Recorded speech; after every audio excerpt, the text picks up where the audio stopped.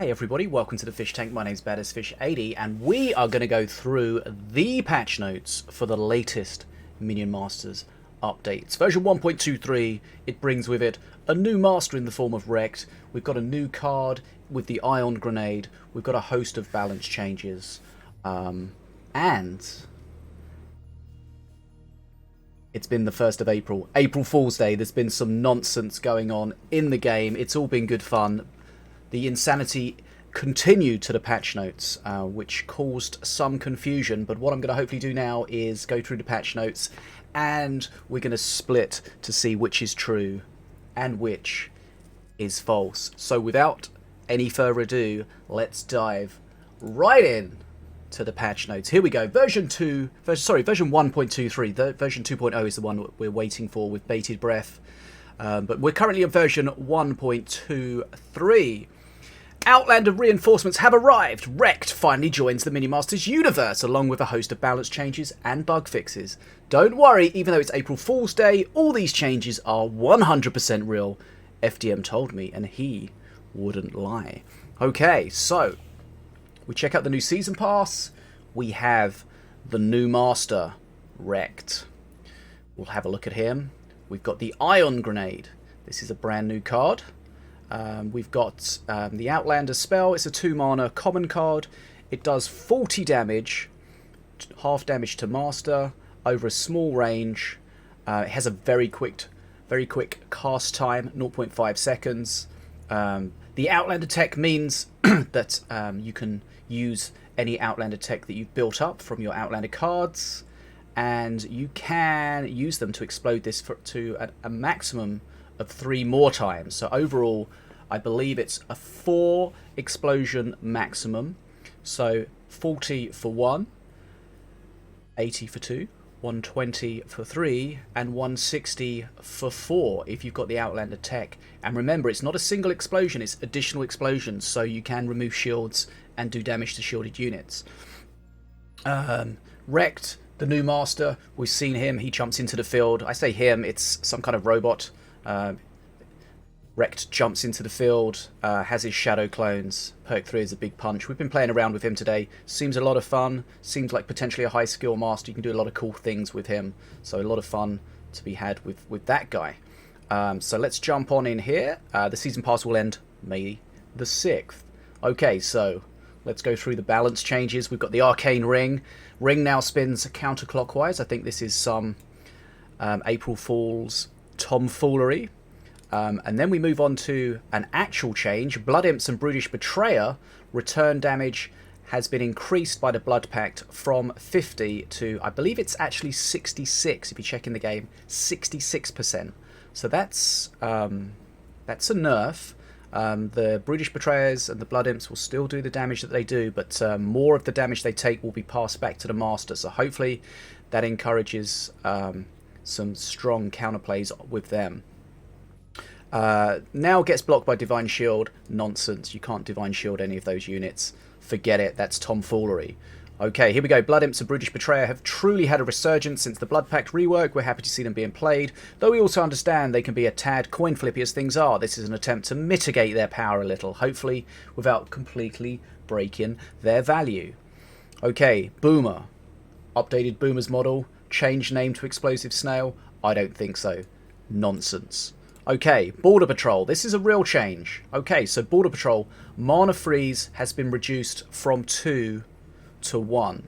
So that's effectively just a buff in so much as it costs you 1 less mana. But if it's an activated Border Patrol where you only have Crystal Elves under your control, the units will get shielded, but the additional mana freeze will be back. This card feels like it should be good, and we worry it may be a little underrated as things are now, so this is a change in an attempt to not make it stronger, but more consistent. You can now choose to play it without the shield, in case your opponent plays shield-piercing spells, and retain that 1 mana for other things. So you can control it to a degree, by depending whether you've got Crystal Elves only out under your control. Okay, Crossbow Dudes. I went on a bit of a rant about this on stream today. This is not a real change. Crossbow Dudes have been nerfed. They wouldn't buff them like this. This is tomfoolery for sure. Okay, Dragon Whelp. The attack cooldown has been increased, so that reduces overall DPS. Same with Flightless Dragons. Pretty much all dragon cards are very strong at the moment. This is just an attempt to make them slightly less oppressive without destroying the cards. Not 100% sure, but this may well affect the Shadow Whelp. Hypnotize. Okay, so there was a little mistake on here. I've corrected it on my version of the patch notes, where the cost has been reduced from 4 to 3, so that's a buff. Duration reduced from 6 to 5, that's a nerf. Cool Sliverbound reduced from 2 to 1, that's a nerf. So it costs less, but it lasts less time, and doesn't give you so many Slitherbounds. The intention here is to make the card stronger and more viable to play, as well as making it slightly less frustrating to play against. Okay, so it doesn't last for quite so long, so it's not so frustrating, but it's cheaper. Okay, Jin Long. So Jin Long's one of the newer cards to the game. Shocking re-entry damage has been increased from no damage to 40 damage, and regular damage has been increased from 20 to 25 damage. So that's a couple of buffs for Jin Long. Jin Long is not performing very well, so here's an attempt to give him a little more consistent value. So remember, the shocking re-entry damage is after a spell's used, he'll disappear and then come back and do a shocking re-entry with the stun and now some damage. Okay, Lightning Bolt, this is insane. Insane. Lightning Bolt, cost increased from 4 to 6. Lightning Bolt now fires 4 times. Nonsense. They said simulations have demonstrated that there is something wrong with how random number generation is handled when Lightning Bolt has multiple potential targets, causing it to consistently hit high-value targets. This is a workaround that no, nonsense. Okay, tomfoolery. Okay, here's a real change. Nirvir's Breath. Nirvir's Breath has been very strong, very meta, especially in duos. This is a big change. Okay, the damage has been reduced from 325 to 180.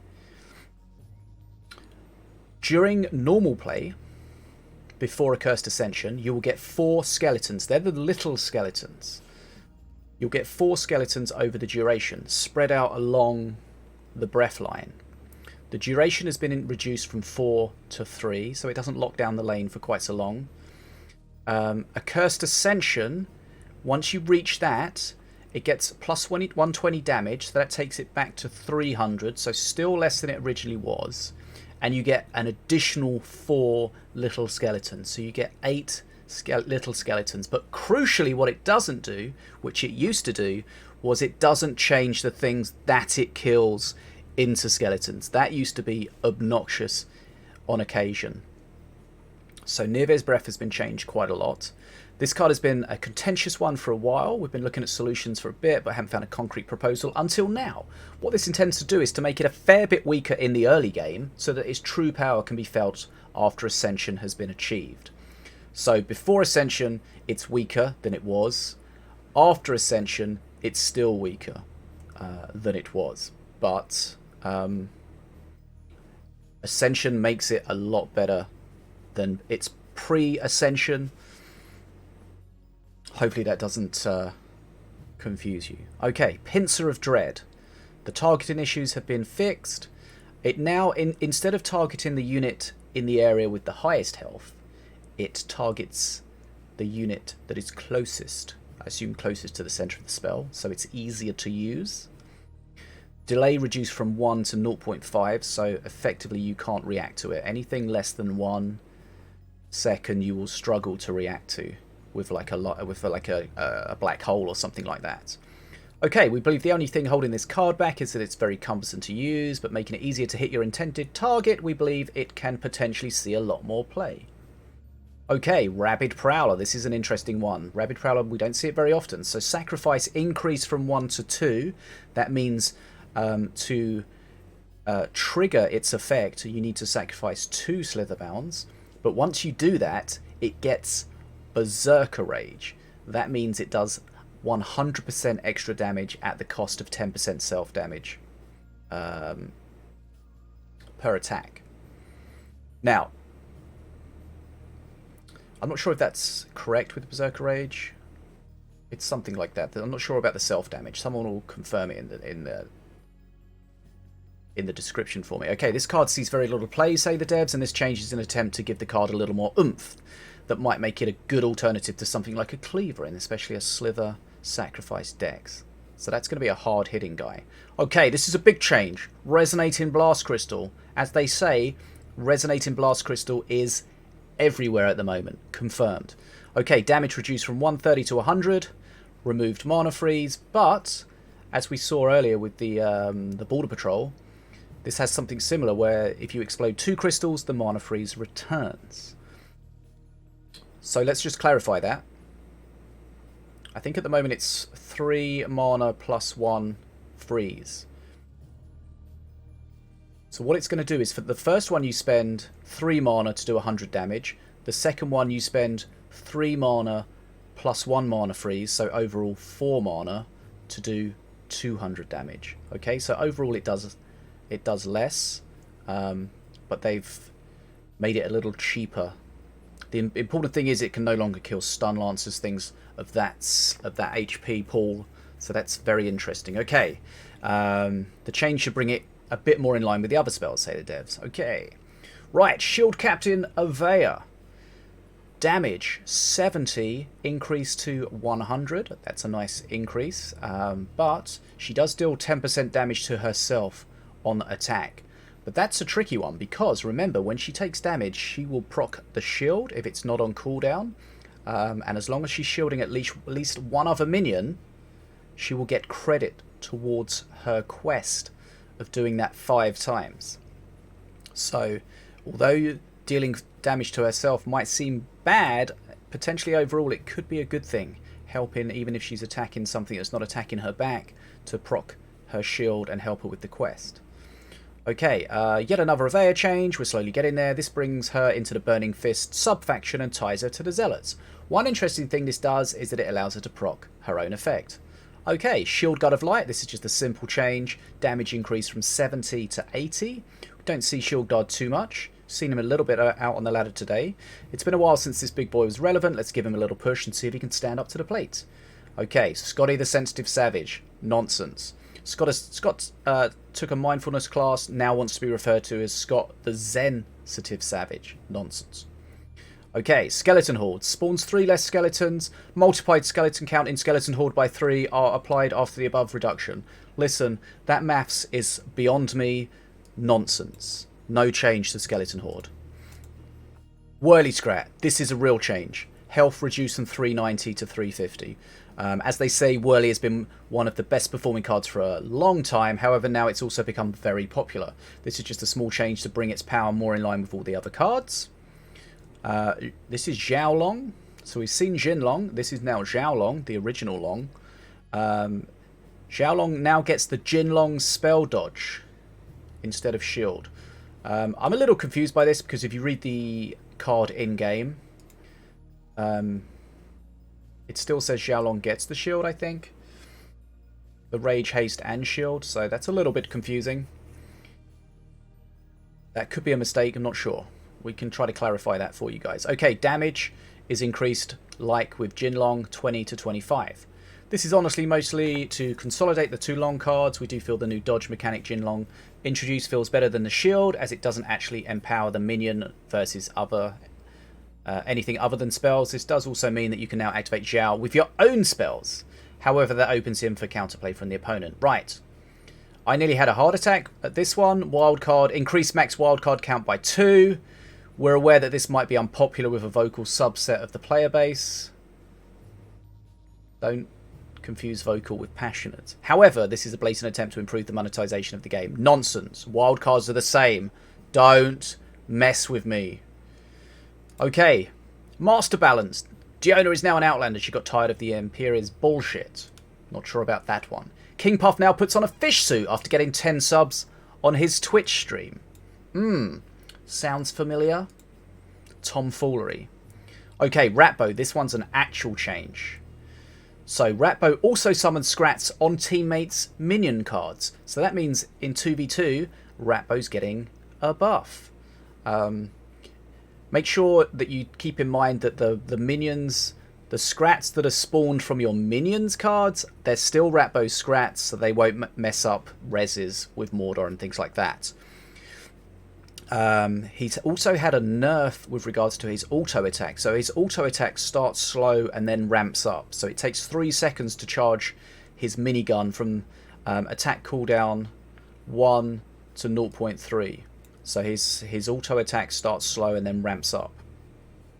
Kind of sad. Like my Ratbo. The devs have said Ratbo has the opposite problem to Stormbringer in that he performs incredibly well in 1v1 but is very lackluster in 2v2, so we're essentially doing the opposite of the attempted Stormbringer fix. Remember, Stormbringer was changed recently, so marksmanship no longer applies to your teammates' units, in that we're allowing him to bank value off of his teammate. This is to hopefully even out his value across the modes so that he can be more easily balanced in the future of all modes. And Valorian has had a slight perk 1 heal buff from 15 to 18. It seems we may have over-nerfed Valorian a tad, say the devs. We discussed simply upping his basic attack damage, however landed on upping the heal effect a little instead. We feel this goes a little further into what makes him unique, and as the flying units only receive half healing rule, this they feel is less dangerous. Okay, so that's the balance changes. We've got some bug fixes. Decoy trap not taunting both players, that's been fixed. Haunting Hugger failing to generate a cursed Ascension on direct kills, that's been fixed, and that'll be great news if you're playing a cursed decks with the Hugger. Fixed Vortex not pulling once flying units are out of gap, thanks Matt. Fixed Sugarlight Shield blocking Sunder, that's something we saw on J Shag's stream, thanks to Bad as a Fish 80. Crossbow trap incorrectly unstealthing, thanks Deadshot. Fixed mark persisting after the marked unit has died, thanks Bad as Fish 80. Fixed marked target failing on werewolf transform, thanks Bad as Fish 80.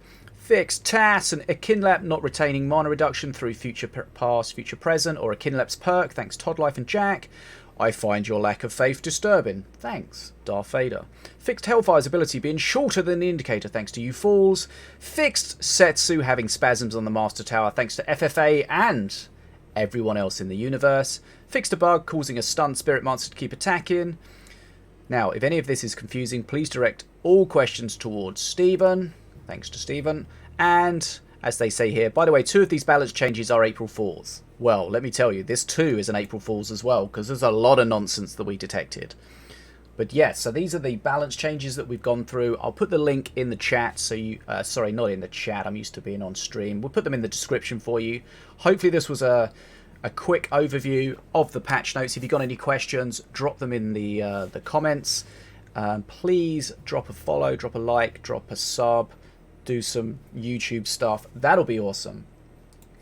So, my name's been Bad as Fish. We've been hanging out in the fish tank today. I appreciate your time, and I'll see you soon. Goodbye.